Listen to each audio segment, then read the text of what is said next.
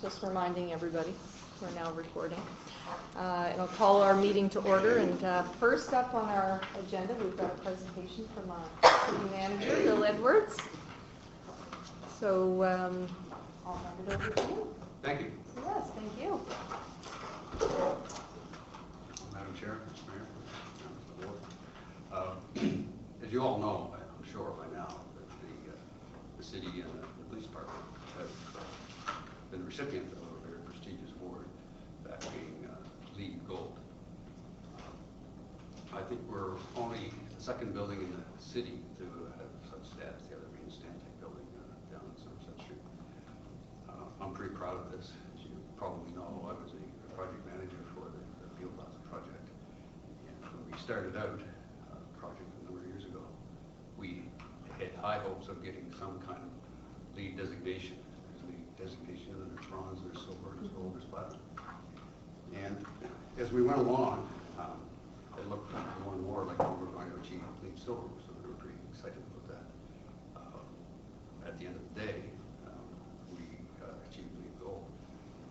And the way you get points in LEED is you do things for the building, for the people that are occupying the building, make the building energy efficient, make it ergonomically efficient, all of those sort of things.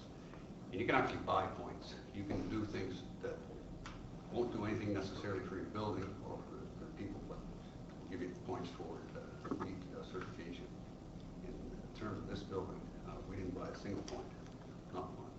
Everything that we did for this building, we did it because it made sense to do it, for the efficiency of the police force, which I had guidance for, and for the efficient operation of the building. So it's a pretty significant achievement, I think, and we're all very proud of it. Now, obviously, I didn't do this alone. I had a lot of help. The project crew consisted of 3 people, but we reached out to many members of the police commission, our architects, other city staffers, and got advice wherever we could. And a lot of people were involved in it. And when we got the recognition officially, we were sent certificates. And I think there were 7 in total. And prior to leaving, I presented one to Chief Reed. I also presented one to a member of the police force, Bill Todd, because he was instrumental in working with us, helping us, get to where we are today. And then I also presented one to a member of, a member of this commission, Jackie Farrar, who was probably the most instrumental person in getting this building, kept us on the straight and narrow all the way through. And I certainly appreciated every moment of her time, the help that she provided. Thank you, Jackie. Yeah. Now, when you do a certificate, you get them framed. And there's protocols involved with this. Okay. All right. No, I didn't buy these, but you have to put these. Oh, I do. Okay. They came with So I need white blood. evidently. Wow. Okay. This is. Too bad it isn't a No, I already touched it. Oh.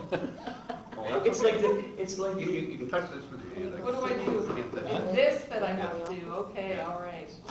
It's like the Yeah, Stanley. if you could, It is. get more Belize, that'd be fantastic. I don't know if there is, but I'll let you know. thank you. Wow, that's There you go. impressive. So I, Yes, oh, that's true. beautiful. Oh, isn't that lovely? Look at that. Isn't that lovely? LEED gold. Very nice. That has So to put be that in a prominent spot. Yes, there actually. Yes. There are instructions. Oh, of course there are. The certificate has to be, close With proximity. it, to- yes, It has to be in exactly. a public area, like this area. Or Yeah, some and area. there, yeah. And, Okay.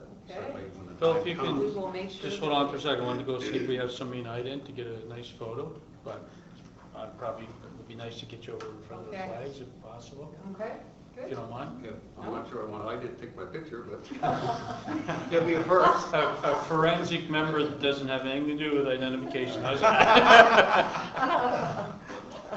Should we Hopefully include there's that in somebody the here. picture? You're allowed to touch the, this, Oh, yeah. because I'm the only one with gloves now, so. Also, I brought a few copies. Oh, of the, kind of what it's publication. Perfect. Building publication, and We're there. we're featured in it. Oh, that's excellent. Great.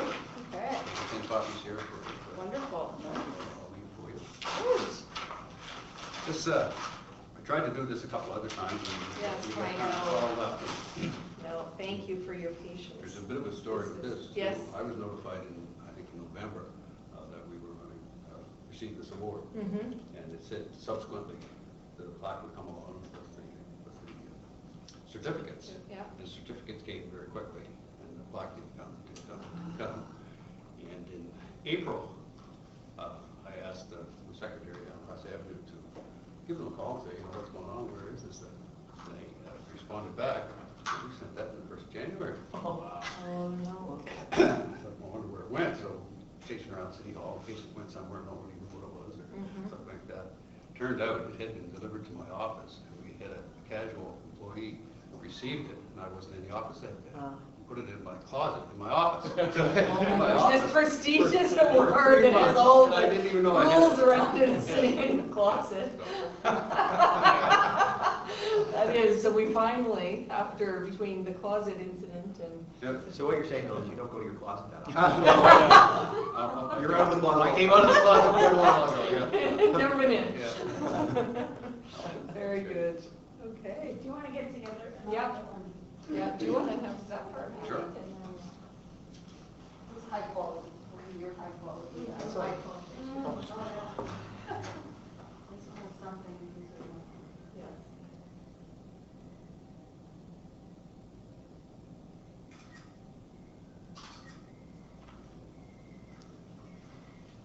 Were we looking at you? Okay. I love the idea of the gloves. No, I don't want to take them off. I know. Oh my God. Just hold this Yeah, over. that's Hold right. over it. So you didn't do the dusting today? Yeah, no, we don't need gloves to know that. Very good, okay. Put it back in here. And, Okay. keep this. They come and. Do we know if they're there or no? They're not. She just went to check. Okay. Maybe a Maybe couple we'll more just minutes, wait Noel, a if you minute. just could, please. Pardon me? Just Yeah. maybe a couple more minutes, if you Sure, don't sure, mind. sure. I know you want to probably get out of here, you've been there. Okay, fair a few minutes.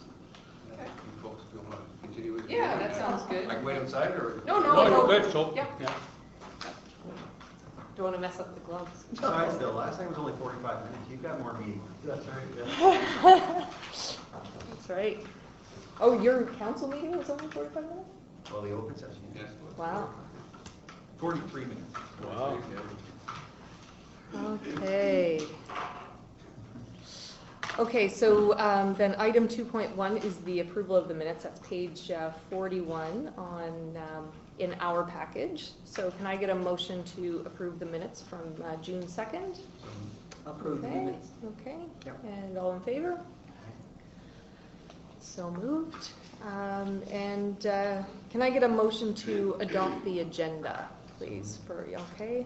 No, second, all in favor? And item 4.1 is, does anybody have a conflict of interest? None noted, okay. And item 5.1 on page 47. Okay, so this is our letter from the Minister of Public Safety welcoming our newest commission member, Anne-Marie Mullen, so welcome. Thank you. Anne-Marie was sworn in our closed session, so thank you very much for your commitment and for joining us. We look forward Thank to you very working with much. you. Very exciting. So we're rounding out our commission here, and we're We're getting there. building our team. Okay, so can I get a motion to receive and file the letter? Okay, and all in favor? All right, and now, no, okay. Thank you, All right. appreciate it. All right. Yeah. Thank you very much. Good evening. Thank Only you. 5 minutes longer. We're looking good so far. Here. Perfect, yeah, we'll take care of that and make sure we have the handling instructions. Thanks. All Rick. right. No, you don't have one, but. City carpenter shop in Mount. Okay, perfect. Excellent. All right. We'll that try sounds not to great. drop it.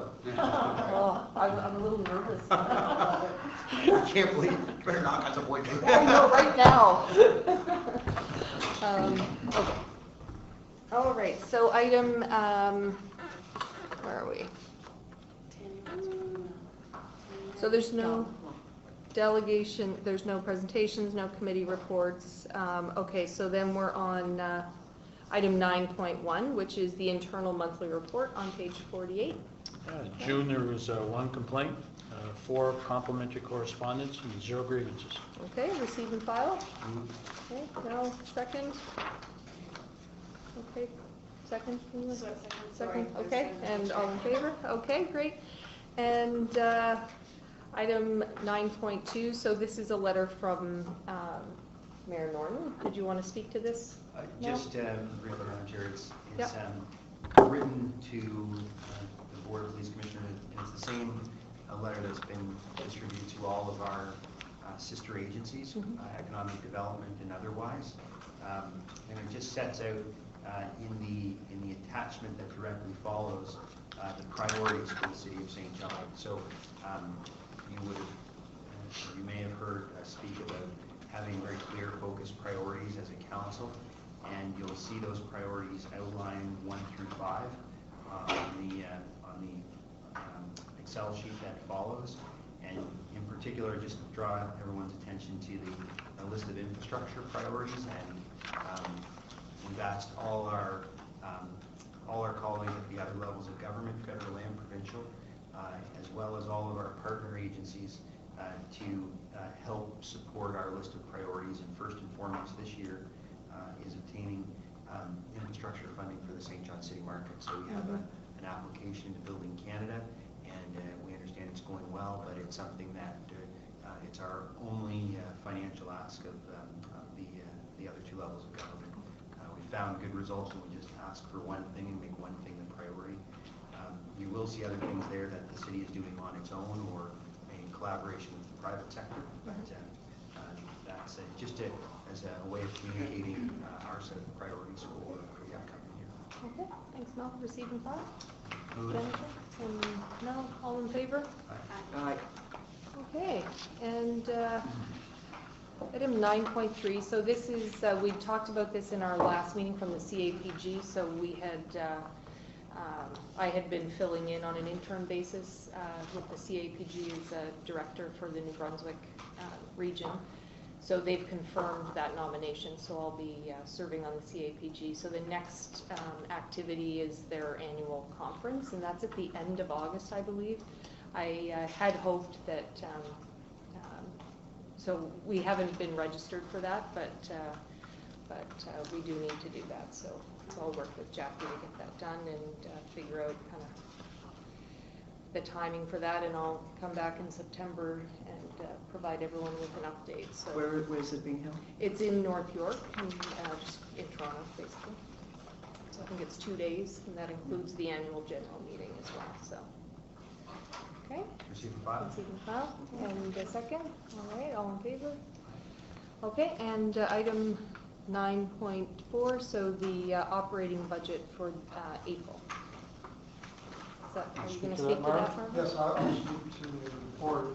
It's pretty straightforward considering it's April and it's still early in the year for us.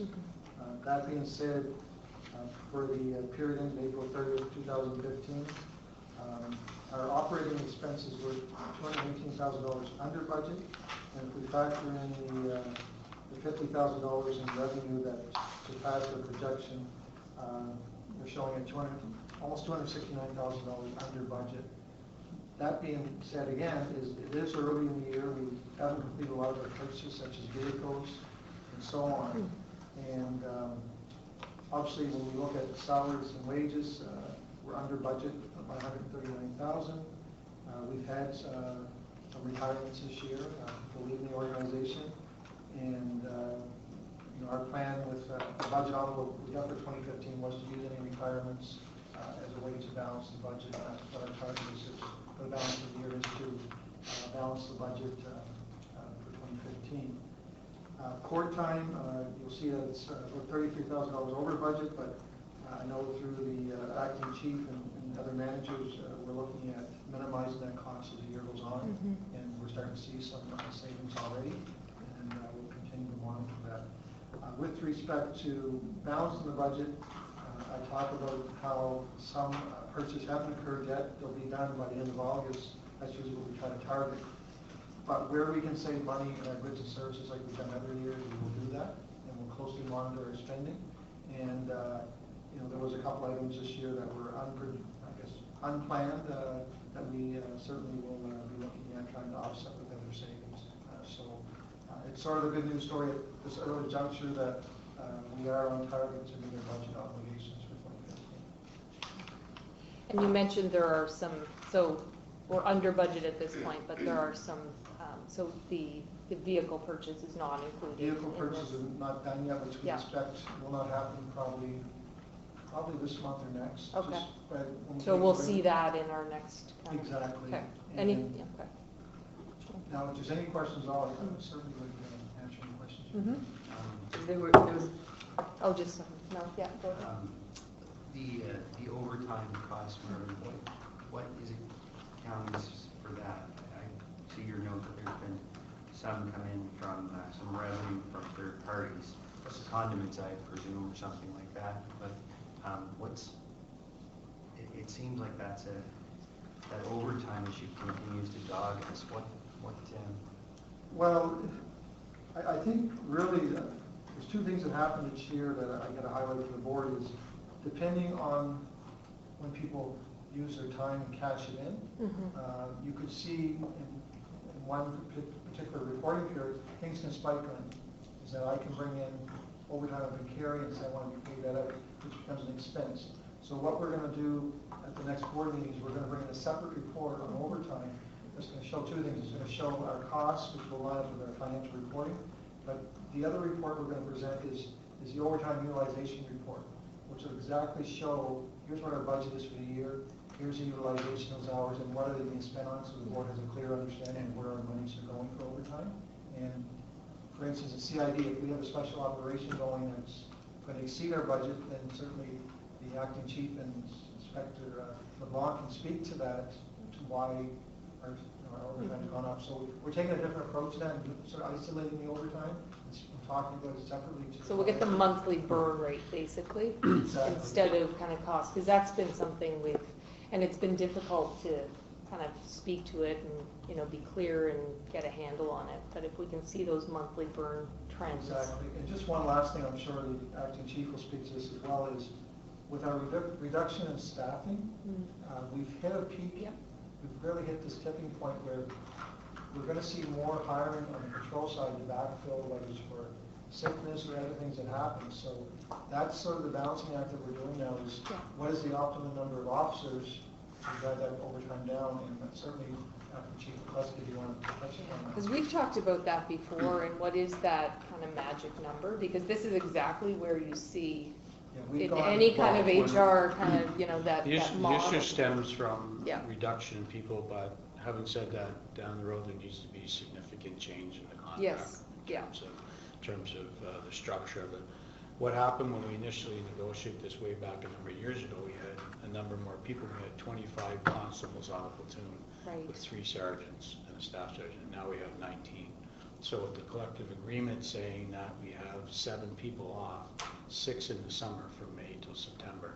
If you have somebody sick, you have somebody on maternity leave, you have somebody on light duty, you have somebody doing a special operation, and it goes on and on. You're automatically below your number because the maximum amount of people are out in the May, June, July on vacation, right? So there has to be a change in the mindset of everybody moving forward for a new collective agreement to make it work with 146 people versus 185 when it was negotiated, right?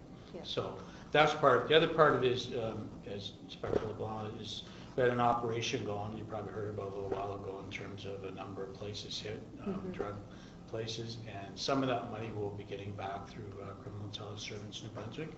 We've put in for, and some of it will come back through there. And that's already pre-approved by them. There's a process in place and we have that set up through them, so it's been pre-approved. Some of the monies we'll get back, not all of it, Yeah. but some of it will be, so. Yeah.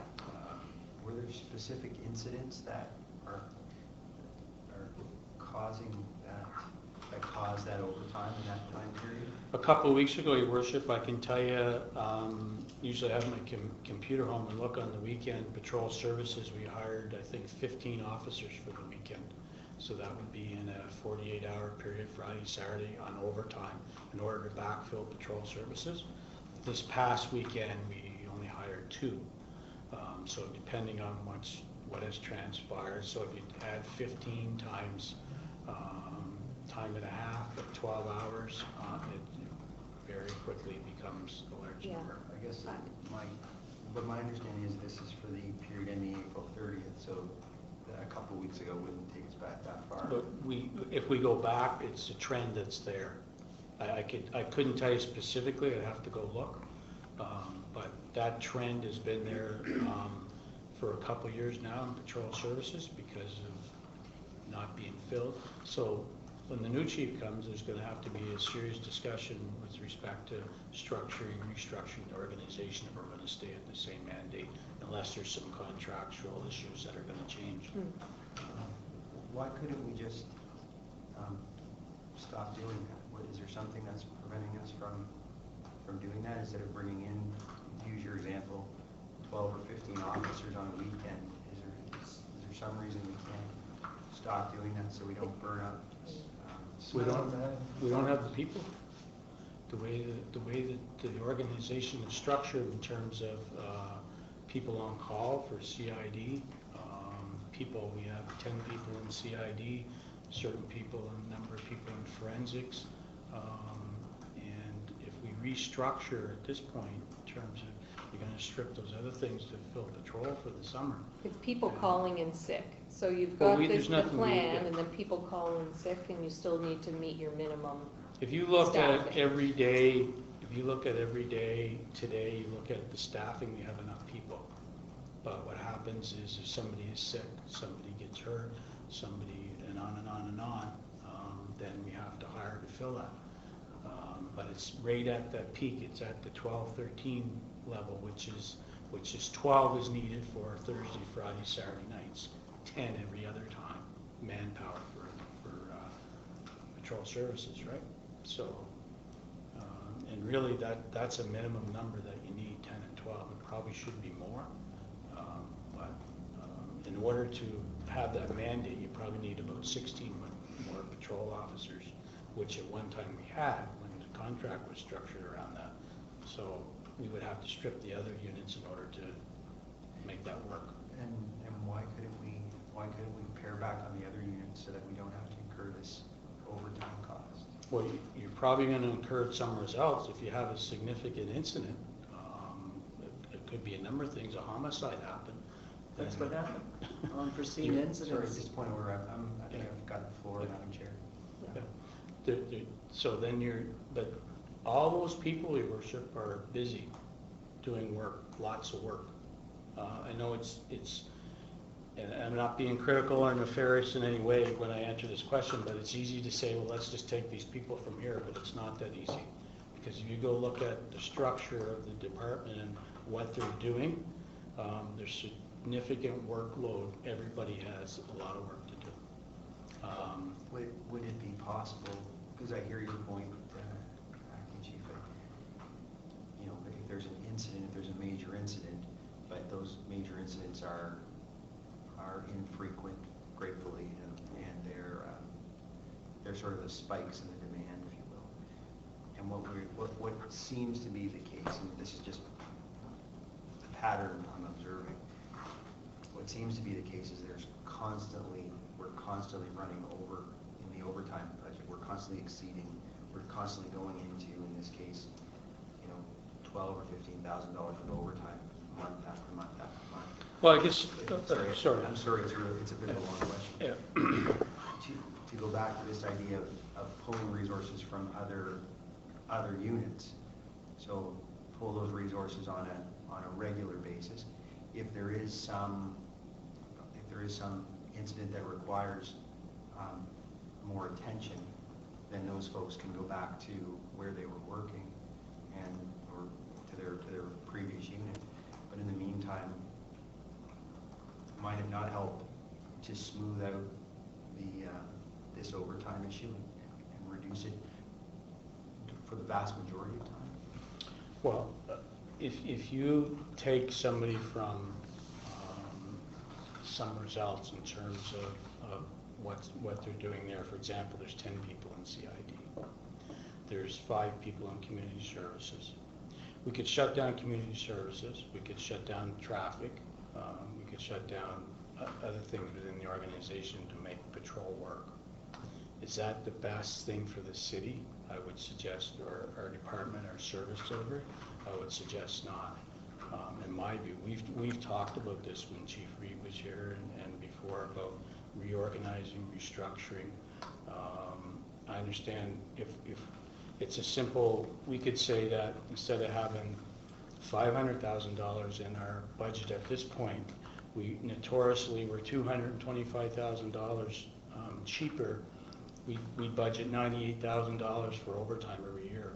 Well, we know historically that it's $325,000 or $350,000 every year. So why would we not just budget that amount and spend less somewhere else, like Marvin alluded to earlier, goods and services?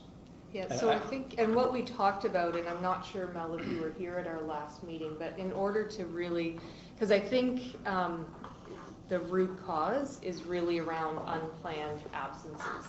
So people calling in, we weren't planning that they would call in for sickness, and then we have to meet our minimum manning, and that causes the some of it, but the other overtime. point in the collective agreement is that Glenn McCluskey can work, let's say I work overtime on a significant file, or I go to court on a significant file, I go wherever, I can save that for 6 months in the collective agreement. And then at that 6 months, I can say, well, I don't know, I'm going on a trip, I want to cash it all in. Right, but that's where we were So it's saying, all, so it may be part of that, maybe that overtime is, last time we had Yeah. a different chart, which I showed Nicole, and Marvin's gonna get it done, but it will be more specific, but it could be that, for example, I knew 3 officers or 4 officers last time cashed anywhere from 60 to 100 hours in each. So that's gonna drive the overtime budget up because that money's right. there, right? So so in order to avoid the inability to manage the costs, what we have in our control and what I had suggested, and that's kind of where this report came up, on a month-to-month basis, how much is being burned, so what is our actual budget for overtime usage, what's realistic for hours. If we can move away from kind of the dollars and say what is our budgeted overtime hours and where are we, and then how much of that is based on unplanned absences, and why are people calling in at the last minute, because in my mind it's really around that piece. So the rest of it, we're doing a lot in the court time. We're doing and when there's an investigation, we understand that's a kind of a blip or whatever, we've got that drives our overtime up. What I think we're all struggling with is trying to understand and how to manage this on a day-to-day, month-to-month overtime being used. They're fair comments, yeah. And so that's to give you a better like, perspective, right. just what you said, Yeah. that needs to be done so Yes. that everybody has a clear understanding Yes. where the funds are going to. Yeah, right? and what's being used, so, because we can't manage 6 months down the road, a cost that just comes up, that's not something that we can manage. But what I think, what I'd like to see us move toward is really be clear about, are our unplanned absences out of whack compared to, are people calling in and we're not able to cover, and so we need to pay overtime, and that's what I think I'm seeing, but without those numbers, we can't direct any policy we can't change any policy when it comes to unplanned absences without having the data. So I think we need to really get into this Can I at a just much, suggest one thing? You're absolutely correct. yeah. I would ask the board to allow us to bring in Mhm. September meeting, Mhm. that report. Yes. It'll have narrative on to talk about any, say, backfill or anything else Yeah. that happens. Okay. Then I think you're gonna be able to isolate the overtime by itself. and This is why this mix it question up. keeps coming up, and I agree with you, Mel, because we aren't able to really get to Understand. the root cause Yeah. of what's happening and what can Yeah. we change. Because our role is policy and direction, so are there policy changes that need to take place in order to manage the unplanned absences? But without understanding what's happening underneath the covers, we aren't in a position to kind of direct that policy change. And the bigger issue is, as Acting Chief said, is the staffing model. Yes. That's certainly something that needs to be looked at. But Right. We'll bring in the results first, and then there'll be a direction probably. Okay. The Chief can address. Okay. Just a couple more questions, Madam Chair. The progress, Are we, does that mean we're moving off of this topic, because I still have. Do you have an overtime question? Yeah, but that's okay. Are you moving off of overtime? yes, I have. Okay, can we just stick with overtime for now? Go ahead, Jennifer.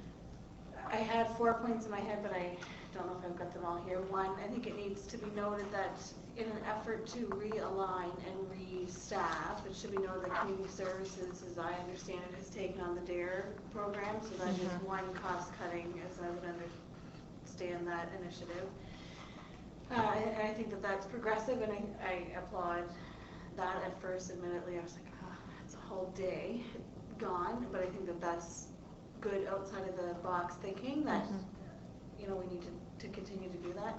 2, broken record, but again, I still believe, I'm not the mathematician here and I'm not the HR person, but I don't believe we have enough staff. I don't think it can be solely attributed to sick time. We don't have enough people. And the cost is what the cost is when you have people out, whether they, God forbid, have a death in their family or they're ill or whatever the case may be, albeit we don't know what the true issues are. We don't have enough people, bottom line. When I'm at work and a police officer is calling me saying, I'm out in Bourneville or wherever the heck it was, quite a ways away, there's not enough staff. I mean, at some point, we've reached a point where we can't continue on like this. The collective agreement, we don't have the control to change that at this point. We recognize that that's something that needs to be done moving forward. But here and now, there's going to be more, I think, costly, and I'm not the person to do the math on that, but a more costly way to have people be at work and citizens be safe, and not be relying on overtime. And I think that's my points. I was looking for a pen.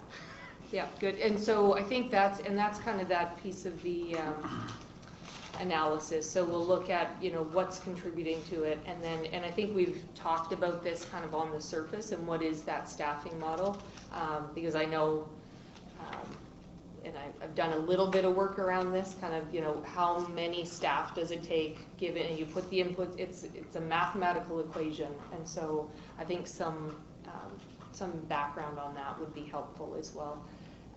Okay, do you have anything else, Jennifer? Okay, Mel? Just back to, just update on the progress being made on the court overtime. That's another piece. Looks like $8,000 or so a month is being spent. Yeah, it's very difficult to assess.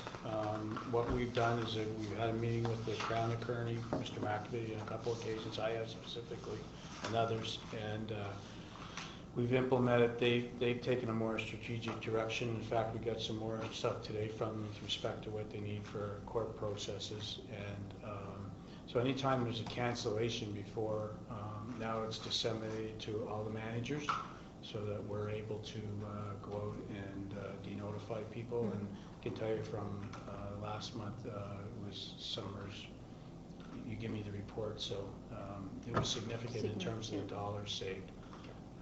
But unfortunately, we don't have any control over who they, but after a couple of meetings, they certainly are working better in terms of trying to improve who they need for court to testify. Are there any goals for how much we're trying to reduce that by? Like, I don't know, by 25% or 50%? Is there a goal that management has in mind trying to manage that? I think of some organizations, they'll even have on the wall sort of a visual reminder. Last month, our overtime or whatever budget item was this month, our goal is to get it down to this much, and if we get there, we're gonna celebrate that. Is there any of that kind of thing going on? I haven't put any goal towards it, Your Worship. We're just trying to strategize what we can do and come up with the best solution, and we've saved a number of dollars. As I said, we don't control that process. That's controlled by them, and unfortunately, there's going to be a significant trial coming up here in September where there's going to be a lot of money spent. unfortunately, and we can't control that. It's Look, and I'm obviously not Yeah. not in the, I don't have the expertise, but you have, but I wonder if it might be worth even opening that conversation with the prosecutor's office, and together coming up with a joint goal to help out the community. If our management and Mr. McAvity or whoever else came up with a goal together, so that way it's just a way to focus everything. Yeah, I understand what you're saying. I've met with them twice. The goal is to reduce costs. They know that we don't have any money. We're trying to save. So they do everything they can when they review a file, and I know for a fact certain files that they've called over and said, we don't need Tim, Bob, Peter, because the process, you know, you're a lawyer better than I do, over there, that they may have Glenn McCluskey today looking at a file, and tomorrow it may go somewhere else, and then when the actual prosecutor looks at it, there may be, so really we've tried to stringent that where they've really looked at it and come back the first time around to say that we only need these 2 people, not 5. We don't need the police officer that stopped the car and towed the car. Right. Notoriously, they've looked at it and said, well, the easy thing for a prosecutor is do I need everybody on the list without Yeah, reviewing it, right? Sorry, go ahead. I was going to say as well, when they're setting court dates and they're having people come back, they're asking when the judges are available, when the crowns are available, and they're setting court dates that we have no control over when our members are off duty or not. And again, it's as to what our acting chief is saying, they are sending us information and we are doing denotifications. But again, a lot of the court dates are set, and they're finding when is the judge available, when can they come back, when can defense come back, when can Crown come back, and they're not sitting there with who's working this day and who's working that day for the police witnesses or civilian witnesses for that matter. And that's something So we if have no someone control could be over. on vacation and they get called back from their vacation. Well, it's, Sorry, I'm sorry. It's one more question. okay. Yeah, but sorry. Okay, and no matter who you talk to in the policing world, and I know this doesn't help answer the question, Your Worship, but everything is downloaded to the police. It seems like mental health, we're up 300 and some %. And we've just formed through PEC Executive Committee, formed a team to go talk to the government, because going to talk to the different hospitals hasn't worked, right? We've had officers sit out the hospital this weekend for an exorbitant amount of time. Under the Mental Health Act, you're only supposed to stay 3 hours, but you cannot leave somebody in a hospital setting with those people. You know, somebody that has a mental illness, right? You don't know what's going to turn, you know, so they're there for hours and hours and hours. Can I make a recommendation? Because what you're saying is actually, so when you said we're setting up these discussions and you're having discussions in advance with the Crown, I'm wondering if it would be a more productive way to have this conversation and go down, because I like your idea of having like goals set up. So I'm wondering if in September you can provide us with, I know you're doing a lot of different things around efficiencies. If you can provide us with a report on where you think the efficiency opportunities are, what you're doing to work toward them, because I think there's a lot. And then we can have a discussion, okay, what are some opportunities that maybe we can put some goals into that and think about, you know, what our end game is. Well, Is and that- just to build on that, like I think that's a good idea, and I think actually what you're doing in having those meetings is very good. I mean, I think that's the first step has been taken, and I think you're making progress. And I do understand there's a goal in the larger sense of we're going to reduce costs. I think one of the things that could be part of what Nicole is suggesting is I think it's too vague to agree, because we could all agree, well, we're going to reduce costs. And that's just too vague, because reducing costs just, well, if we reduce it by 50 cents, we reduce costs. I think it has to be a more specific goal that collaboratively, the prosecutor's office, they're residents of St. John or the greater St. John area, so they understand the financial challenges. Collaboratively together, set a goal, a specific target, so a percentage reduction in that court time, with a goal over a period of time of getting it down to 0. I think that's the end goal, and then maybe there's progress towards that, some measurable benchmarks. So, maybe it's over the course of a number of months or a couple of years.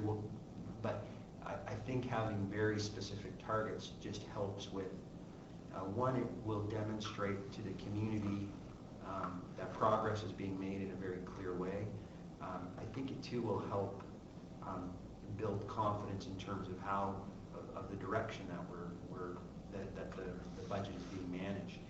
And I'm pretty sure, I know you're both big St. Johners, and I know that they're over there on the other side of the road, they're all St. Johners, and together there must be a way to figure that out and have as opposed to a more global goal of reducing costs. I just think that's a little too vague.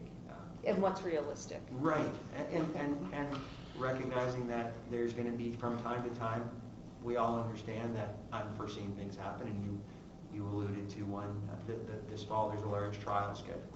And so those are things that happen and are unplanned for, but in the normal course of operations, if we could get, anyway, I think Yes. I understand Yeah, I what you're think we saying. understand, And yeah. and we certainly tried that, and Jennifer alluded to one, DARE, a couple Yeah. years ago. We Yeah, did and I think that would be helpful if we huge kind of said financial what's sum to happening. do DARE, Yeah. and now it's cost effective, right? Yeah. So there's savings there. And if But- we can get a summary of kind of what has been, saved up to this point and what's realistic for down the road. And I don't think it's limited to overtime, because you talked about mental health and, what do we need to do there? You talked about DARE. So I think it would be if we can have something that kind of says, these are all, you're doing it. I mean, you mentioned them like, oh, by the way, I'm doing this. But if we can have it really clearly laid out, I think it would send a strong message that these are being worked, and here are the activities, and here's kind of where we want to end up. And then we can kind of start that process. Because the other piece that I'd like to see, and we didn't talk about this before, but just in terms of overtime, once we get into that, this is what we expect to burn for this month.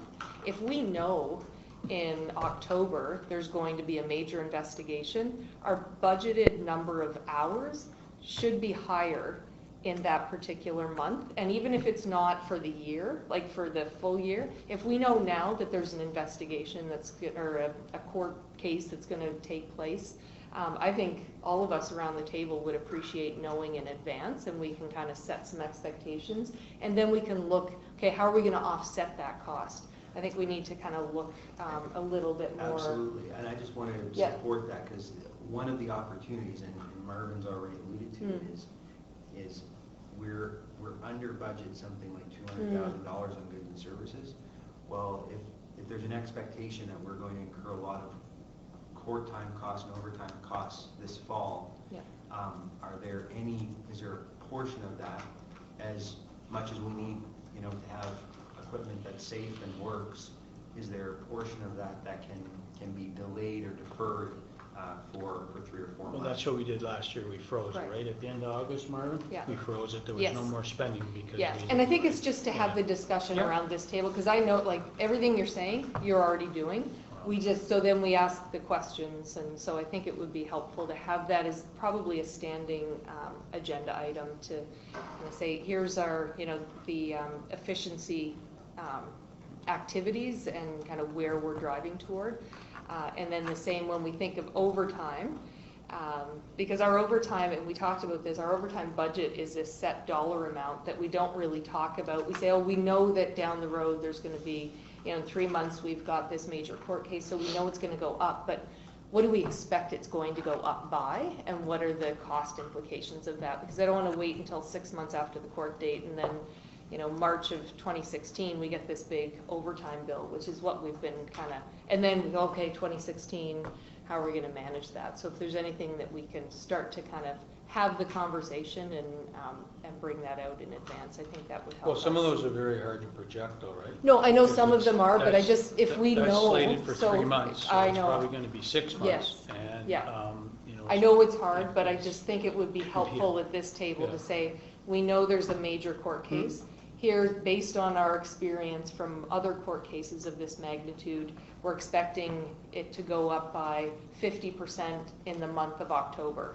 When we get to the month of October and we sit and we look at those October numbers in November, we say, did it go up by 50%? No, it's up, and the court case is still going on. So actually now we're looking at December, and that's going to go up, and so how do we offset that? Right. I think we need to get ahead of some of this stuff so we're more equipped to have that conversation.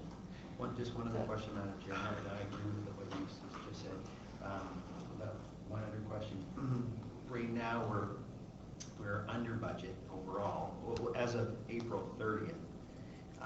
Marvin, do you have a sense of right now, are we on track to stay in our budget, or are we off track? Where are we sitting? Are you able to give us a back of envelope sense right now of where we're at? Your Worship, at the end of April, it's still early to tell. I'm not trying to use weasel words here, but as I indicated in the report, when we get to the August numbers, we've got a really good handle on where we're going to finish up, because we get through the summer months where overtime can be critical for us because of vacations and other things. So it would really be premature on my part to say what that would look like, but we are, as guns balance the budget, that's what we're focusing on, regardless of our overtime's over or not. We're going to look for savings in wages, savings in goods and services. So we're doing everything in our power to try to balance the budget, recognizing, when we start the year, there's about $300,000 that we knew we had to be behind on anyway that we're going to cut time. So we're doing everything in our power at this point. But to answer your question, I would reserve that answer to August, the August report. Only because Which we'll get in September? You'll get probably September. Okay. At least we'll try to come in September, depending on when the August period closes. Okay. But even then, we'll be able to tell you some things on purchases. Are all the cars Right, bought? even if there's like major purchases Exactly, or yes. other things that have come up, would that be? Is that going to be, would that be too late for us to get back on track if we're off track? No, because what will happen internally, because we only report to the board every 4 months, is since April, and even this week in the month of July, in July internally, we'll look at the barometer and say, okay, where do we have some concerns? And we internally will start shutting things down, whether it's purchasing and other things. Okay. So when August goes around, we'll be able to tell you exactly, here's our plan. Okay, so you'll bring those recommendations? Yes, we will. Okay. Is that? That answers my question. Thank you, Mark. Madam Chair, Yes. I'm just going to make a suggestion. I wonder if we could limit each one to so many questions to give other people an opportunity. Yeah, and I I think we understand what understand you're that. saying, Yeah. because, but this is, the budget issue is a big issue, and I think we need to make sure that everybody has an opportunity in this And that everybody venue. contributes to it.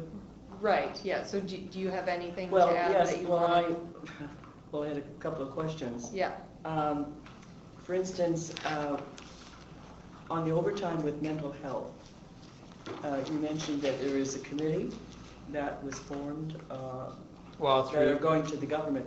Have we itemized the overtime only that happens just on that alone? we've had a report done, getting a new report completed, and I'll be able to tell you specifically, it's significant, as I said, from 3 years ago, we're up 300% or over that in terms Okay.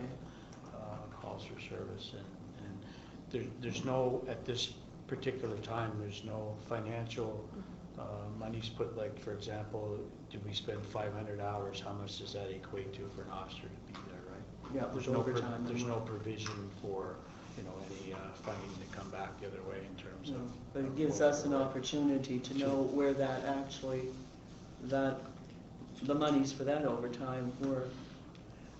yeah, and just to clarify that, because I don't think it would be directly attributed to the overtime cost, Mhm. because the overtime is Right. really about having minimum staffing.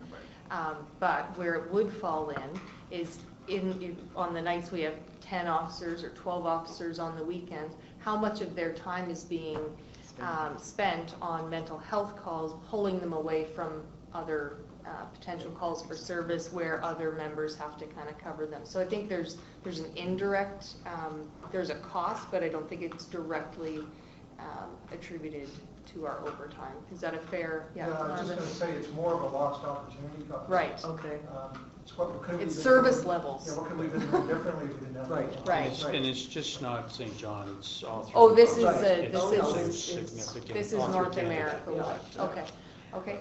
My second question was that I was just questioning the fuel where we were over in the fleet fuel, where during the months of January till April, I would assume that's what it is, that we had cheaper fuel, did we not? Yes, again, what happens with the fuel is we run a month behind because we get at the pumps and then when the charges come through. So again, in August, we'll have a better idea of where our costs are going to be because we're going to start to, we did see a drop and then fuels come back up. Right.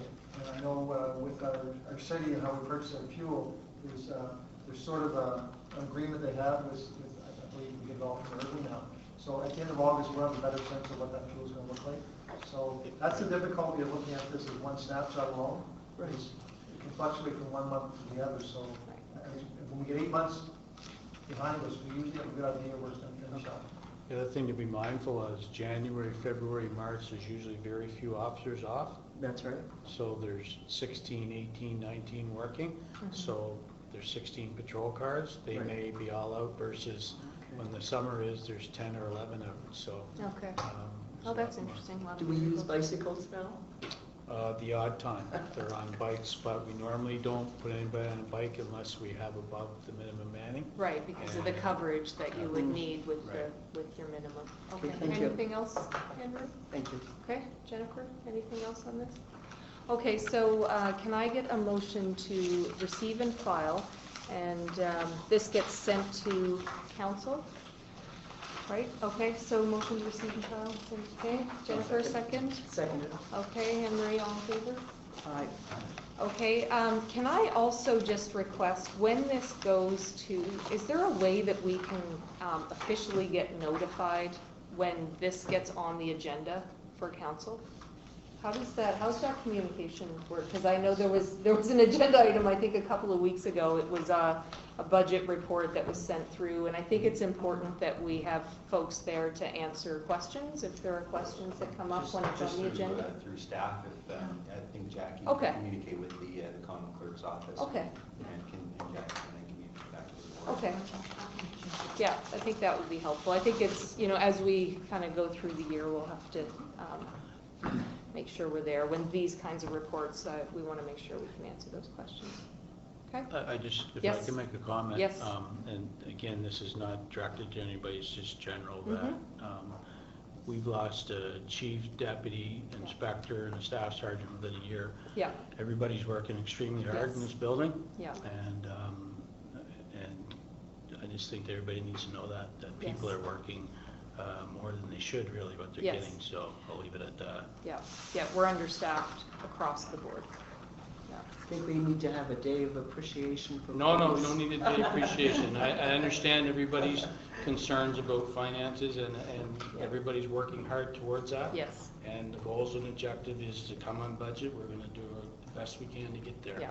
And the city the people in the city need to know that we're working hard for them and that we're certainly mindful of what we get in terms Right. of the budget. so I couldn't agree with you more. So I know you're doing all these things, and so we need to kind of pull them together and say, here's our plan, and that's gonna be a way that they know we are doing that, because I think we know. To that point, though, I Yeah. don't think that people in general know Yeah. that when we talk about citizens of St. John, which is a common theme at this table, I don't think that the citizens of St. John, generally speaking, understand that there are management folk and there are patrol folk. And the issue that we keep discussing when we're talking about overtime has nothing to do with management. It No. has to do with the contractual obligations, limitations, and challenges within a collective agreement that affects patrol services. Management has been stripped. Yeah. There are no people in management. So you've got people who are doing positions, and I would not use the term for a prestigious title, because I don't think anybody, if that's what people are going after promotions for, then they're not the person for the job. you're doing it because you care about the organization, you're taking on these roles because you see an opportunity to contribute and you want to lead and you want to help out. And I think that generally speaking, citizens of St. John do not understand that our management system right now is drastically flawed. You don't have any succession, you're stripped down to nothing, and the few of you that there are working beyond what is even remotely reasonable. Agreed. Okay. Item 9.5. On page 59, the operating budget for the PSCC. Well, first of all, the budget shows us being under budget by 233,000. I don't want to get too excited here.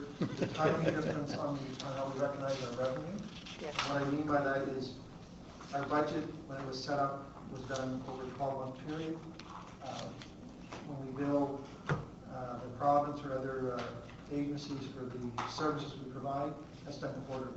Right. So April being 4 months, quarterly is 3 months, there's a timing difference there. So the revenue will be in line by the end of the year, so there won't be a huge surplus that was showing here. That being said, the real number we're looking at was $79,000 under budget, and that really is comprised of savings in our wages because we haven't hit our full staffing complement yet. We're working away at it, and we're getting that much closer, which is a good news story. Some have been hired, have they not?